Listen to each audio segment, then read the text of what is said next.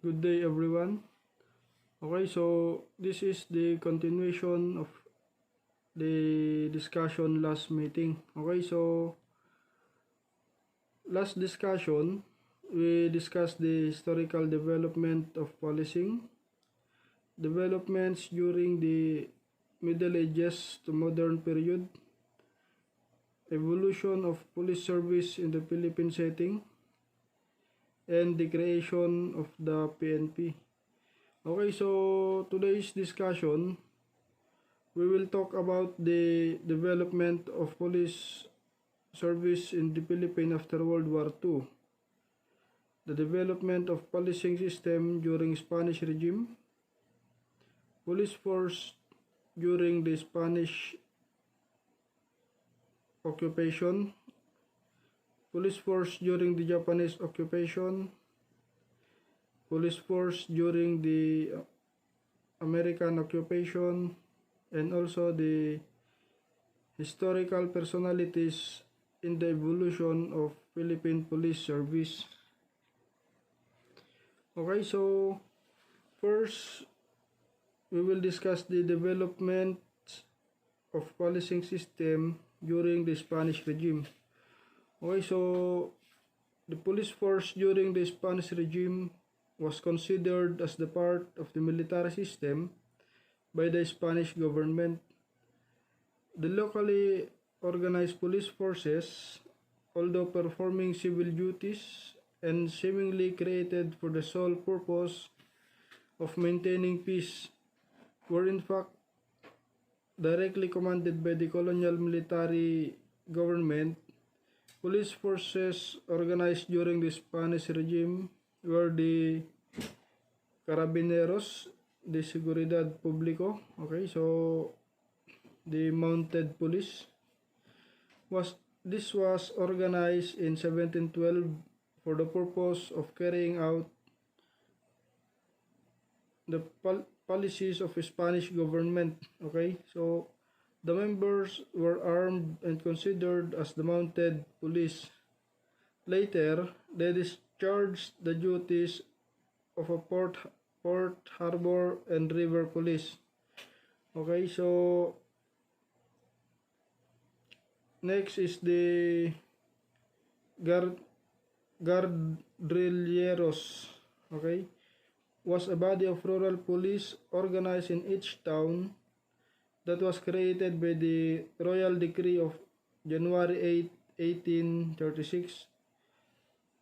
This police force was composed of 5% of the able-bodied male inhabitants of each town or province, and each member should serve at least 3 years. Okay, so itong guardrilleros nung time ng Spanish regime is ito yung mga rural police. Okay, so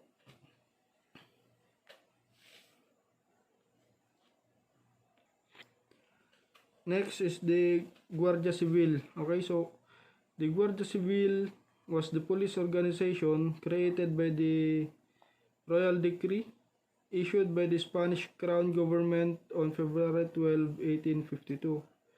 So, it relieved the Spanish peninsular troops of their works in policing towns. It consisted of a body of Filipino policemen organized originally in each of the provincial capitals of the central provinces of Luzon under the command of alcalde or yung governor. Okay, so yung Guardia Police nung time nung Spanish regime is ito yung mga town police. Okay, so next is let's proceed to the police force during the Japanese occupation. So the Japanese military police known as Kempetai, okay? So Kempetai were held responsible in maintaining peace and order in Manila and adjacent urban areas. Okay, so Kempetai ruled the urban areas until General Douglas MacArthur returned on February 7, 1945. Okay, so In February 7, 1945, when Douglas MacArthur returned in the battlefield, so the Japanese were overthrown by the Americans in the Battle of Manila Bay. Okay, so doon na dumating yung mga Amerikano. So next is the police force during the American occupation. So the first American occupation in the Philippines that came after the Filipino-American War on 1898 to 1901 was followed by a period of political turmoil and social imbalance. Okay, so during the Filipino-American War in 1898 to 1901, on November 30, 1890, was established the Insular Police Force upon the recommendation of the Philippine Commission to the Secretary of War. Okay, so Insular Constabulary was created on July 18, 1901 by virtue of Act Number 175, law titled as an act providing for the organization and government of an insular constabulary. Okay, next is on July 31, 1901, by virtue of Act Number 183 of the Philippine Constabulary, the Manila Police Department or MPD was organized. Okay, so the first chief of police was Captain George Corey, a U.S. Army officer appointed the Taft Commission on August 7, 1901. Okay, so Captain Columbus Piat was the last American cap of MPD before World War II broke out. Okay, so on October 3, 1901, the Insular Constabulary was changed to Philippine Constabulary. Ito na yung PC na sinasabi nung after ng World War. Yun na yung mga PC. So he was the PC chief from 1901 to 1907, such that he was called as the father of constabulary in the Philippines. Okay, so the PC was manned mostly by Filipinos, but officers were most Americans. Okay, so take note, the father of constabulary in the Philippines, I see Brigadier General Henry T. Allen. Okay, so next is the Revised Administrative Code of 1917. Was approved a year before World War I, August 1914 to November 1918.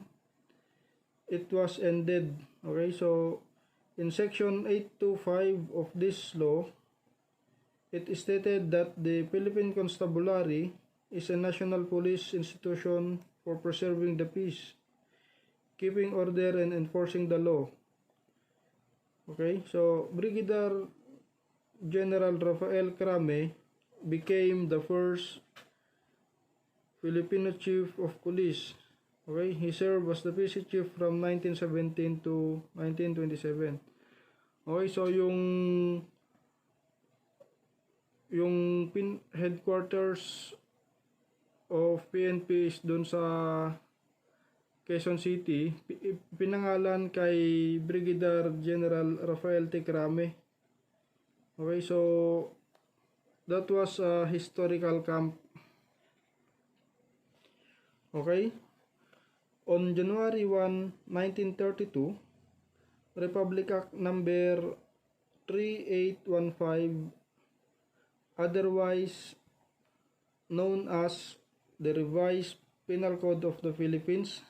Okay, so in November 1938, Act number 181 required the creation of a Bureau of Investigation. This agency should be the modification of the Division of Investigation from the Department of Justice. Finally, on June 1947, the Republic Act number 158 was enacted, which created the National Bureau of Investigation. Okay, so next topic is the development of police service in Philippines after the World War II. Okay. In 1960, Republic Act number 2678 was enacted, and this law provided the expansion and reorganization of the NBI. This law established that the NBI is both an investigative and research service agency. Okay, so on January 1, 1964, the rules of court took effect. This procedural law was construed in order to promote the broad objective of the criminal justice system and to assist the parties in obtaining just, speedy, and expensive determination of every action and proceeding. Okay, so next is on September 18, 1966, Republic Act number 4864, otherwise known as Police Act of 1966, was enacted. Okay, so the law created the Office of the Police Commission, which was later called National Police Commission, under the Office of the President. Okay, so originally, the Polcom was created as a supervisory agency to the PC. So its function is to oversee the training and professionalization of the local police forces. Through this law, reformation and professionalization of the police service gained official recognition. Okay, so on August 8 rather, 1975, Presidential Decree or PD number 765 was enacted and stipulated that the office of the NAPOLCOM should be under the office of the Ministry of National Defense. It defined also the relationship between the integrity between the Integrated National Police and the Philippine Constabulary. Okay, so this was in compliance with the provision of Section 12, Article 15 of the 1973 Philippine Constitution. Okay, so Republic Act number 6040, the Tolentino Law, empowering the Police Commission to give approximately examination to officers and members of police force aimed at professionalizing police service. Okay, so on December 13, 1990, the Republic Act 6975 was approved by then President Corazon Aquino. This law was known as the DILG Act of 1990, but it was also recognized later as the PNP Law of 1991. Okay, so this law created the Philippine National Police and declared it to the only police force of the country with the national scope and civilian in character. Okay, so on February 25, 1998, Republic Act number 6975, provisions concerning the PNP was amended when President Fidel Ramos approved the Republic Act number 8551, so also known as the PNP Reform and Reorganization Act of 1998, reorganized the PNP for the purpose of reforming and professionalizing it. Okay, so bago naging PNP,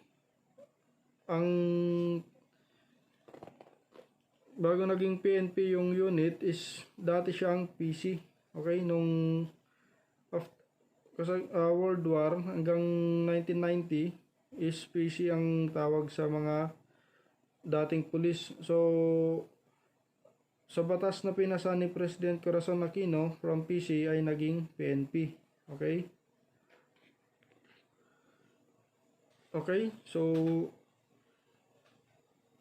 let's proceed to the important personalities in the historical evolution of Philippine Police Service. Okay, so take note, lalabas ito sa mga exam nyo.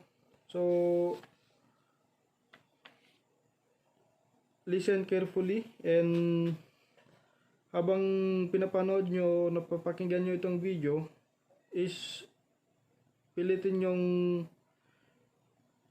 ipasok sa isipan nyo. Okay, so number 1 personality is William Howard Taft. Okay, si William Howard Taft, he is the first civil governor of the Philippines. Okay, so next personality is Captain George Carey, the first Chief of Police of Manila Police Department. Okay, so next, Captain Columbus A. Piat. Okay, the last American Chief of Police of Manila Police Department before the World War II broke out. Okay, so next is si Captain Henry T. Allen. Okay, he is the first Chief of Police of the Philippine Constabulary. Okay, so next is Brigadier General Rafael Crame, the first Filipino Chief of Police of the Philippine Constabulary. Okay. Okay, next is si Colonel Antonio C. Torres. He is the first Filipino Chief of Police of the Manila Police Department when it became an all-Filipino police organization. Okay, next is si Colonel Marcus Ellis Jones. Marcus Ellis Jones, he is the first Chief of Police of Manila Police Department upon the liberation of Manila from the Japanese Imperial Army. Okay, so next is Colonel Lamberto T. Habalera, first Chief of Police of Manila Police Department under the Republican government of then President Rojas. Okay, so pahapyawan natin itong magiging next discussion natin.